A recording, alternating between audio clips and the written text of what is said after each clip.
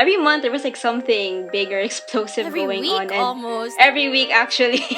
That's one of the most important things to do, acknowledging where all of these ideas of a life goal is coming from. Realizing that turning those problems into opportunities was a really important thing to happen during this pandemic.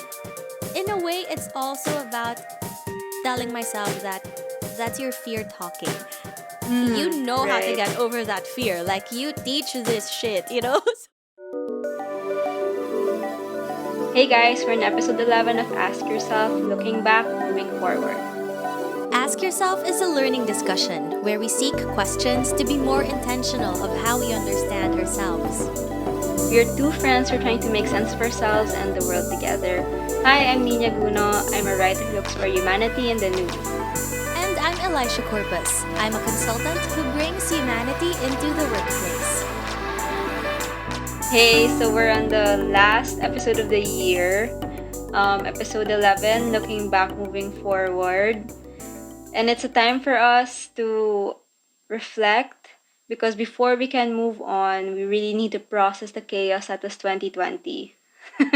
What a huge task, right? Processing. It's been a lot this year, this 2020, and I think even though as a human race, there are many things we don't agree on. One thing we can all say yes to is that it has been a tough year. I don't think anyone will disagree with that. And for me, also, it has been such a hard thing to just try to wrap my head around everything that's going on. That's why I'm really thankful that we have this platform, this way for us to think about the impact of everything happening in the world. And for me too, it forces me to reflect and to verbalize the things I'm feeling, I'm thinking about. So it has been such an amazing ride to be able to do this with you and with the people out there, whoever they may be. So, really just thankful that we can do this reflection together. Yeah, it's been a really great way to process things, to really force us every month to think of what's happening. What every month there was like something big or explosive Every going week on, and almost. every week actually something really big happening, and it really forced us. This podcast has forced us to reflect and look back on what's really happening. So, I mean, there's still so much uncertainty, and it really, this time has called for us to look into ourselves so that we can take the next steps going into the next month and now even into the next year. Hey, so what are we talking about today? So, for today, we thought we might want to shake things up a little bit, do it a little bit differently for our wrap up episode of season one. It's so awkward to say Yes. it that way, season. Um, but yes, so we thought that it might be great if we say the question first and then we answer the questions so that it also forces us to reflect on them and to really try to extract what are we learning from these questions, what are we learning from the experiences and the insights that we're having so far. Yeah. And with these questions, it can cover different parts of our life. So it could be about looking at your career, or maybe fun things that you like to do, hobbies that you've been doing this pandemic, or even your personal relationships. And we'll also be revisiting some past topics over the past 10 episodes. And we're going to see how we can learn from them in our reflections. Great. So, to kick us off, it might be a good idea to do the looking back portion of our title today. And so, the first question that we have to be thinking about is what happened before and what am I learning from that experience?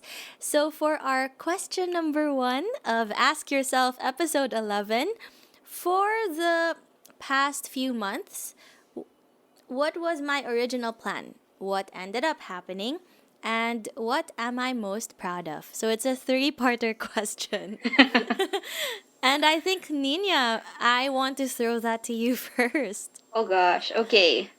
So a bit of a cheat here because it's three questions, but actually I think it's important that all three are asked in looking back on our past year. Okay, so go one by one.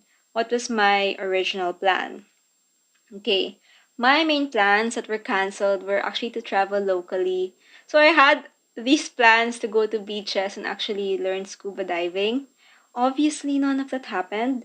Actually, we also planned, my family and I planned to go to Sydney to see my brother graduate. And that also didn't happen. He actually ended up taking online classes and have a virtual graduation. So, okay, what ended up happening? Again, none of the original plans happened at all. No traveling. What ended up happening was I've been working at home for the past 9 months. So it's the longest I've been at home, actually, because before that I've been living in a condo for the past 3 years. And there was adjustments really that had to be made in from living on my own to having to live in these shared spaces. Okay. And this is a really interesting question. What am I most proud of? Yeah, I don't always get to think about that. Okay, what I am most proud of from this year is actually getting to fix up our house. Ooh, a little So, queer eye yeah. DIY. I think just being stuck at home, wala, there's nothing left to do but just fix whatever is there. Okay, so I am proud because I did get new skills. Like I got the skill of project management, having to coordinate with a designer who's a really great friend, and also with the carpenters at the same time. It's like a totally new field that that I've never explored before. I also learned to assemble furniture with my sister, so that was fun. But what I am proud of about that this whole fixer upper thing is the psychological part of it, because it actually required being um being more in tune to everyone at home and what everyone needed and having to communicate, because actually a lot of the time all over the years, actually my parents are both working full time, and us two as siblings we're also working full time, so a lot of things were being neglected at home that we didn't realize what was really going on. And now that we've had to sit back and see what's really happening, it really forced us to become more aligned with each other. So I'm really proud of this whole process of having to be more connected and doing something about it and making sure that our house is more a home for everyone.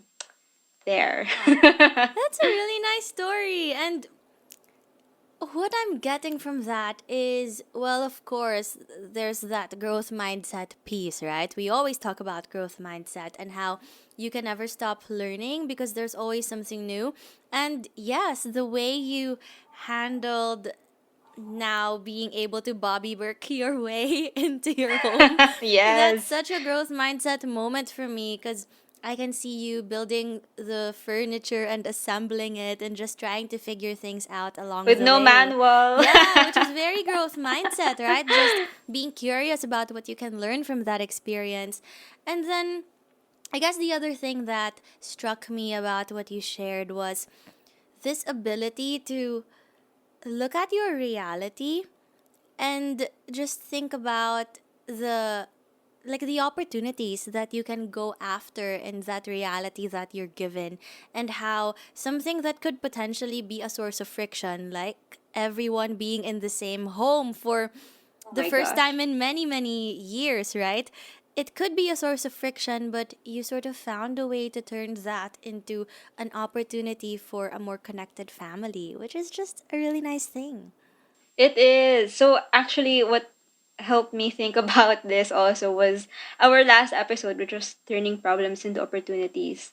I think our questions were really nice. Like one of them was, what is my perception of my Mm-hmm. problem? And where can I make a difference? What is working to my advantage? So I realized that we finally had the privilege of time, which we never had before this. And I also realized that if I wanted my sense of peace, I had to work for it. I mean, there was friction because I think I was kind of bumping against what was really happening and not accepting things for what they were. Mm-hmm. And instead, I had to sit back and accept that, okay, this is it is what it is, and this is where I can make change. So, yeah, I think that realizing that turning those problems into opportunities was a really important thing to happen during this Mm-hmm. pandemic. Yeah, and Yeah. what I love is you're applying that concept not just in like a project, right? So when we talked about turning problems into opportunities, it was more of in the things I do at work or the Yeah, more different of projects I career, have life going on. goals. Yeah.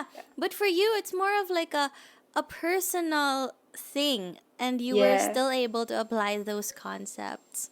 Yeah.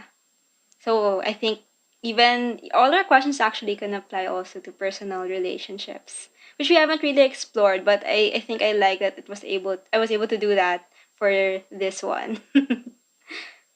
Okay, about you. What those three questions, can you take us through your answers to them? Okay. So what was supposed to happen was same as you, traveling was on the plan for 2020. But for me, it was more of I wanted to go back to the US to spend some time with the friends that I had there and to Oh, almost do this like closure thing. You know how at this point I've been gone for about 2 years and I thought it might be a good idea to go back there and just start to process things a little bit deeper. When I left, I was just like in a very bad mental space and I wasn't processing a lot of things to their full potential. And so I thought this was a good opportunity to do that. And I miss New York, so I just wanted to go to New yeah. York in the fall, which I cannot do, but that's okay.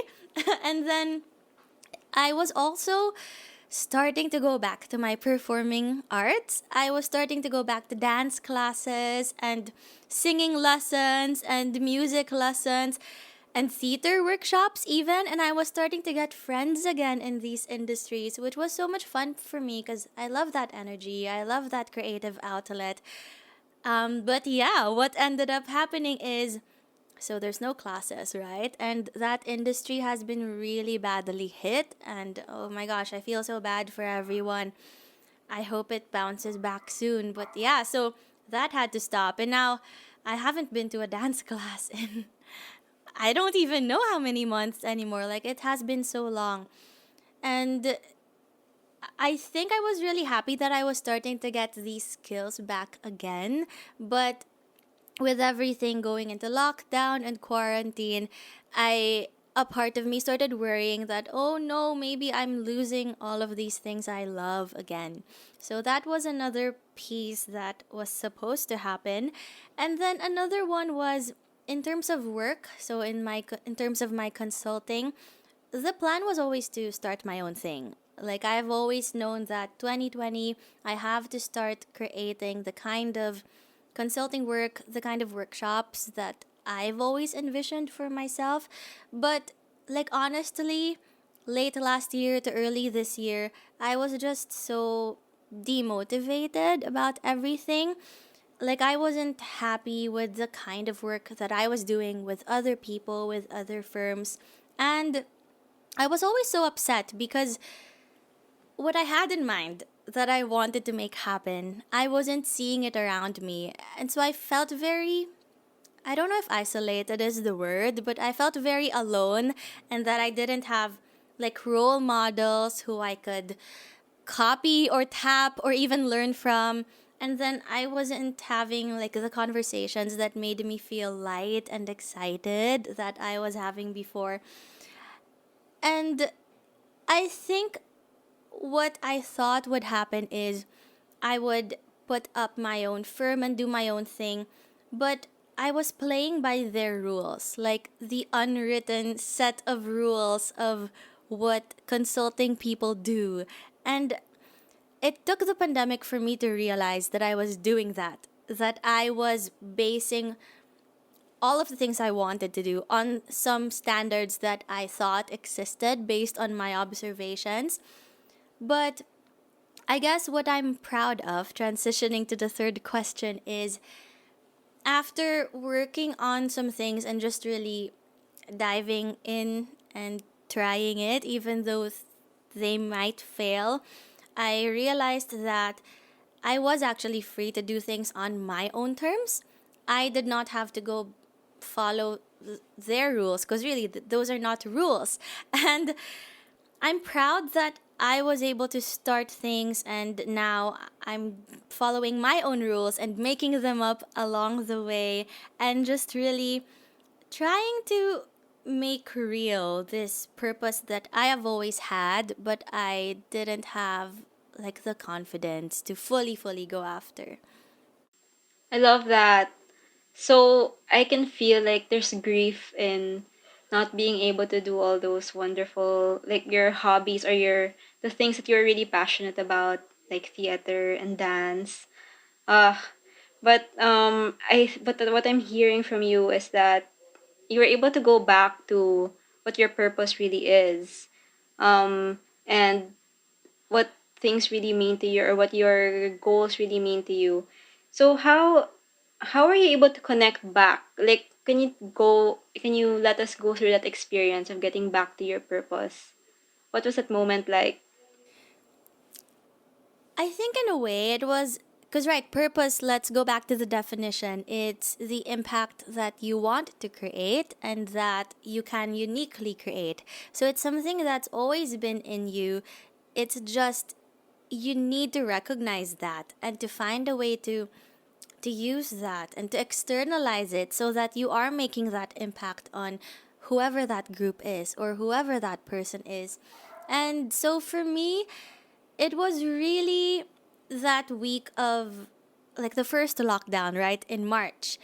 So I was very lucky that even before coming back home to the Philippines, I've always been used to virtual work and virtual training. So when the lockdown happened and everything had to move virtually, I was pretty much first out the door with a workshop on virtual skills. And so to answer your question, I think it was more of going back into what are you good at and what can you do to use that and maybe impact something that's important for other people around you. Yeah, we also talked about this in turning problems into Mhm. opportunities, where you have to make do with what you have. And I'm really glad that you were able to tap back into those skills that you already had and actually maximize them during this time. And I feel like we're not even gonna, I mean, yeah, face to face meetings and, seminars will probably go back, but I feel like virtual is here to stay, to Yeah. be honest. And I mean, side note, right? It has been there in Mm. other places. I think it's just we're trying to catch up at a really fast pace, and it's also affecting other aspects of an individual's life, like not just their work, because we're all just trying to really catch up and get it to the level where we want it to be. So yeah, and for me it's really just yes, go back to your core and also it's reminding yourself every day that the rules that you think you have to follow are they really rules? Yeah. Are these I think things that need challenging your fixed yeah, mindset it on exactly. what your career has to look like, on what your goals have to Mhm. look like, and What when you have to success achieve is. them. Yeah. Yeah. Exactly. It's really just questioning that because maybe you're modeling it too much on other people. And at the end of the day, that's not even the kind of career path you want to take, or that's not the kind of way you want to live your life. So why are you modeling your life on what they think is success? So, I love it. Okay. So I think we can move on to the present. And our question for that, what needs my attention now? Okay. Maybe you can go first, Elijah, this time. right, yeah. So, okay, going back to the journey, right? So now I was able to really start up my own thing. I have my own consulting firm now. So, I even have a team of interns, like the most amazing interns ever. And we've been working hard. Like, we've been really working on different things for the most part, I can say things have been great. Like, I have clients, new clients, big and small, everything in between. And it's not just that. Like, in terms of the topics and the things we do, I feel like this is now in alignment with why I came home. This is now what's in alignment with my purpose. But also, there are so many other ideas that I have to be as competitive as other consulting firms. There are so many ideas I have that I know how to do it. I have an idea in mind. I know the steps to get there, but it's just not the right time. And what's so frustrating to me is I have to always acknowledge this reality that not everything I know I can do, or not everything I know how to do, can happen just yet. And so, yeah, what needs my attention now is more of acceptance that I have done what I can. And that's the best that I can do for now, at least. Yeah. Oh gosh, that is really tough because I know we all work hard, so hard to certain goals, and yet things just aren't falling into place. So I just want to ask you, how do you cope with that? Like with that reality that you put all this effort into it and yet it's just not going to happen. Maybe not yet, but it's not happening. How do you cope with that? Yeah, I don't even know if, like, I do cope with it, but well, for the most part, it helps that I work with a lot of people who are very mindful. Mm. And in terms of theories and concepts, I would say I'm pretty steeped in the theories and the concepts about mindfulness and being in the present. So, at least from a knowledge perspective, I know what it is. It's more of I have to always remind myself to translate that into action, Yeah, right. which is very hard for me because I'm not a present person. I'm a let's go to the future kind of person, or I enjoy looking at the past and learning from it. So it's very hard for me to always just say, accept where you are now and you've done the best you can. So I think the best way I've been coping is to just remind yourself that this is what's happening and you know what to do. So it's not like you're so lost, like just keep on reminding myself about that. And in a way, it's also about telling myself that that's your fear talking. You Mm, know how to right. get over that fear. Like, you teach this shit. So just think about that. Think of the awareness that you have around your fear and around the things that you can do. And then work from there. Yeah, I think also it is a reaction to fear. When you try to, there has been so much like loss of control during this lockdown, the pandemic. So I think one way that we're really trying to gain back control is to you know do all these things and try to make sure that these things are sure or certain, except that there's really nothing that is certain. Even before the So pandemic, right? actually, even Nothing was before that, uncertain. but yeah, but not. I mean, it has been magnified all the more. Now our fears also have been magnified. So I think I Yeah. like that you just have to be mindful that there's only so much you can do. You can do your best, and then yeah, just chill out. Yep. And then Oh that's God, all easier that said can than be for done. now. Now it's your turn.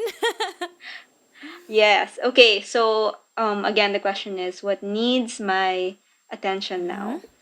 Okay, I think it's kind of similar to yours, which is that what needs my attention now is really myself and how I handle uncertainty. So like you, I want all these plans to happen for 2021, and yet um the thing is there's still so many things up in the air. Mm-hmm. So there are things that I want to happen with my career or maybe even studying again, but to be honest, like with the whole shift to online schooling, I don't know how much I can Mm-hmm. realistically go back to school. So it is just dealing with the uncertainty and trying not to get so anxious. I think again it's also about trying to stay in control and yet being honest with myself that that's really not possible. So one thing also I think that needs my attention is how I tend to cope with this uncertainty. And frankly, it's like I end up working myself too hard. Like I throw myself into something else and then get really exhausted and burnt out just to not think about the thing that's worrying me. So yeah, that's what I need to attend to right now. Those unhealthy coping Yeah. mechanisms. It sounds like you've had to rethink or maybe even start thinking about a lot of the life goals that Mm-hmm. you've been setting for yourself. Yeah, yeah, I really have been. I mean, I've been 3 years into this career and in journalism, and I've really learned so much. But now I just kind of want to take it to another level. And yet, like this time just seems like not the best time to take that risk or to jump into something new. Mm-hmm. So yeah, I it's also been a time to reflect on, okay, I have these life goals and I'm in my late 20s, so I feel pressured to achieve them right away. And I've had to think about, well, who's saying that? Is it really me that I'm trying to please, or is it this whole social standards or whatever society says? So it's been going back to that, to what to being really honest about what my definition of success is. Yeah. Yeah. And when we talked about life goals, right, in that episode on life goals, that's one of the most important things to do, acknowledging where all of these ideas of a life goal is coming from and if it's something that is valuable for you, if it's something that you can say for sure, I need this because it connects with like a purpose that I'm trying to achieve or something like that. I guess I'm curious to know for you, what is that thought process so that you can always go back to that reminder that this life goal is mine and I can do things on my own terms? Yeah. I think I really have to think about not just success but the meaning of failure, Mm. because I think we've come to associate that if you don't achieve things by a certain time, then you're a failure. So it's like it's really confronting that fixed mindset like all the time. If I don't achieve this thing by 30, does that mean I'm a failure? Or like, and then I go back into my reality and think that, okay, well, staying at home and trying to do things as status quo, there's a bigger picture that's going on, which is that we're still fighting this pandemic and we just want everyone to stay safe. Mm-hmm. So it's like really getting a hold of what your priorities are, and yeah, and realizing that my purpose isn't just because I'm not achieving this goal doesn't mean um I'm not addressing or I'm not able to achieve my purpose. Yeah. Yeah, I love that whole. It's also your relationship with failure, not just Yeah. your relationship with your goal. It's great. So, yeah, I think that wraps up our question number two, which is about the present and what needs my attention now. So, we can move into question number three, which is now the future. And So so, question yeah, 3. Okay, so the future, 2021, we have to think about by this time next year, what would I like to say about myself? Interesting. I know. Okay, so And maybe you ooh, want to share what you would like to say about yourself by this time next year, so December 2021. okay, so it's hard when you know this will be on the internet and you can look back a year from now Oh gosh, right. and it's your own voice saying things. Uh, you can't deny it.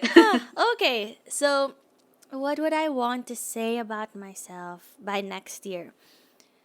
I think I want to say that I have been working on setting the foundations for the kind of person I want to be, the kind of consultant I want to be, the kind of team I like to form, the kind of consulting firm that I want to be.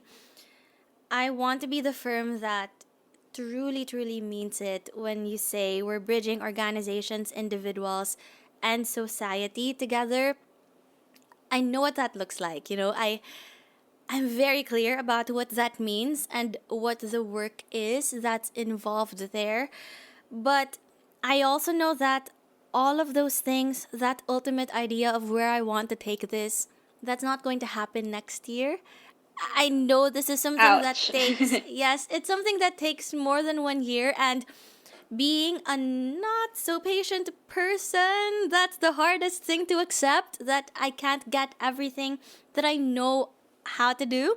And so I think the most realistic thing is by next year, I'd want to be able to say that I have worked on setting the right foundations, that we're the go to people for culture transformation, for diversity and inclusion, because this is something that I think matters so much to me, and that we're the kind of firm that's not just socially responsive and reacting to the things happening in society, but we are socially proactive. Like we are bringing those conversations into the workplace because that's where we can see so much potential. If we involve these huge powerful institutions and have them join conversations around societal change, that could just make so much change happen. So, yeah, that's what I hope I can say next year. I love it. So we got into that in our I mean, our episode was really called "Making Change Happen." Right, right. Yeah. That's why Yeah, the phrase stuck with me. Okay. yeah. I'd like to know, like, in your efforts to make this difference, what can you tell people who are impatient to make change? Like me? Yeah. And what have you learned from that, like that experience of trying to make that change and knowing that it's gonna be honest, it's gonna be gradual. It's not gonna be something immediate. Yeah. I always have to remind myself that slow, steady, and consistent is just as important, just as brave, just as amazing, just as impactful as the big, loud, showy changes that you see. I mean, I'm also like I love me some drama. Like I love a good show, but in the kind of work that I do and the kind of change I want to make happen, it's not just about the big moments. It's really about the everyday small things. And I have to remind myself that in reality, the slow, steady, and consistent is just as good. And so I have to know that what I'm doing is just as important. And it's also about being very intentional. Like, are you clear about the purpose that you're trying to do? And with every decision you make, is it aligned to that change you want to happen? And I think if you can answer that yes, for every decision you make, I am getting to that change that I want to make happen. In a way, it helps me feel better that I'm still on track, and even though I'm not seeing huge things happen just yet, like I know, and I am satisfied when I say that at least for myself I'm contributing to what I want to make happen. Yeah. And the way that you've described, like in slow, steady, consistent, I feel like that's more sustainable than these big changes that are happening. So yeah, I hope that you still continue on that journey, even if you're so impatient to make change happen. But I think like we are, I think that feeling that you are impatient, that we want to see these good things happen already. I think that's a very valid feeling, right? But yeah, having to deal with that, yeah, you Yeah. can do it. Whew. The price of being late 20s, almost 30s, right? Like you're just Yeah. impatient to make things happen. So, what about you? What would you like to be able to say about yourself this time next year? Oh gosh, by December 2021. Okay, actually when I first saw that question, my first answer was I hope I'll still be writing. But when I thought about it, I realized our whole conversation about passion and purpose. So I thought again about what I really meant by I still want to be writing, and I realized what I really wanted to be doing, or I want to say that I'm doing by then, until then, is that I'm still telling people stories, or stories about issues that I feel are as not as covered, not as talked about, but I feel are really important. So I hope that by December 2021, I would still be telling stories of these people or issues that matter to me. And it could be in any medium. I won't limit myself to writing. Or maybe I'll be learning about these issues and then hopefully eventually writing about them in the future. So there, I think that's a safe thing, safe thing that I feel I'll be happy about if that's happening by next year. Yeah. How are you connecting all of that with sort of your purpose? Because right, we did spend some time sharing with the people here also what our purpose is, and so I wonder like how did you align all of that? Yeah.